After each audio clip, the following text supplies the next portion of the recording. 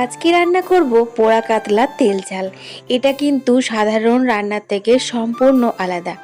একদম গ্রেভি থাকবে আর একটু স্মোকি ফ্লেভারটাও থাকবে। যারা মাছ খেতে পছন্দ করো তারা কিন্তু অবশ্যই একবার এই পোড়া কাতলা তেল ঝাল বানিয়ে খেও। আশা করি খুব ভালো লাগবে। তো চলো বন্ধুরা, রান্নাটা শুরু করা যাক। তো চলো, সব থেকে প্রথমে মাছগুলো ধুয়ে নিয়েছি আর তারপর এর মধ্যে দিয়ে দিলাম স্বাদ মতো নুন, অল্প একটু গোলমরিচ গুঁড়ো আর কাঁচা সর্ষের তেল। এটা ভালো করে মাখিয়ে নেব। তো বন্ধুরা, এই মুহূর্তে যারা তোমরা আমার ভিডিও দেখছো তোমাদেরকে অসংখ্য ধন্যবাদ তোমাদের মূল্যবান সময়টা আমাকে দেওয়ার জন্য। আর ভিডিওতে যদি লাইক কমেন্ট শেয়ার না করেছো তাহলে একটা ছোট্ট করে লাইক, ছোট্ট করে কমেন্ট আর ছোট্ট করে শেয়ার করতে ভুলো না। তো দেখো, এখানে আমি গ্যাসের মধ্যে দুটো টমেটো, একটা রসুন, দুটো পেঁয়াজ, আদা আর কাঁচা লঙ্কা হালকা করে পুড়িয়ে নিলাম। তোমাদের প্রথমেই বলেছিলাম পোড়া কাতলার তেল ঝাল বানাবো, সেই কারণের জন্য। তারপর একটা জালির মধ্যে মাছগুলো দিয়ে হালকা এপিট উপিট করে পুড়িয়ে নিতে হবে। পোড়া কাতলার তেল ঝাল বানাবো মানে মাছটা যে একদম পুড়িয়ে ফেলবে সেটা নয়, কিন্তু একটু উল্টে পাল্টে সেঁকে নেবে, জাস্ট একটু স্মোকি ফ্লেভারটা আনার জন্য।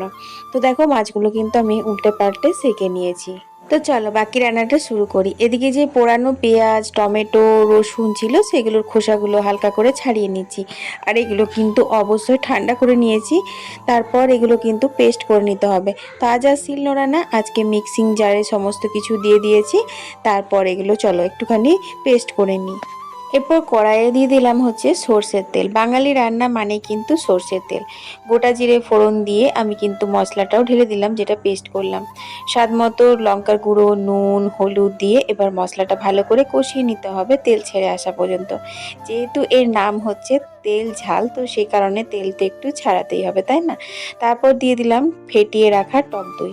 টক দই দিয়েও কিন্তু সুন্দর করে কষিয়ে নিয়েছি। দেখো কালারটা কত সুন্দর চলে এসেছে। তারপর দিয়ে দিলাম আমি এখানে পরিমাণ মতন জল, অবশ্যই কিন্তু গরম জল।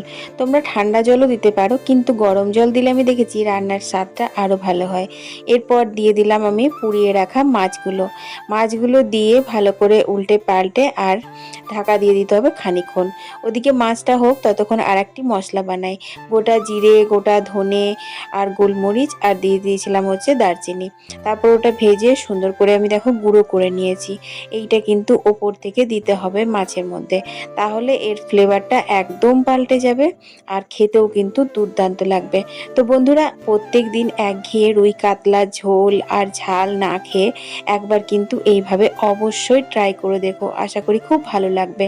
তো বাঙালি মানেই মাছে ভাতে বাঙালি, তো সেই কারণের জন্য গরম ভাতের ওপর 2 পিস এই মাছ নিলে আর কিচ্ছু চায় না। ভিডিওটা ভালো লাগলে অবশ্যই কিন্তু লাইক কমেন্ট শেয়ার করতে ভুলো না। তোমরা সবাই ভালো থেকো, সুস্থ থেকো। কাল আবার একটা নতুন ভিডিও নিয়ে হাজির হয়ে যাব। আমি অর্পিতা, তোমাদের অর্পিতা। টাটা।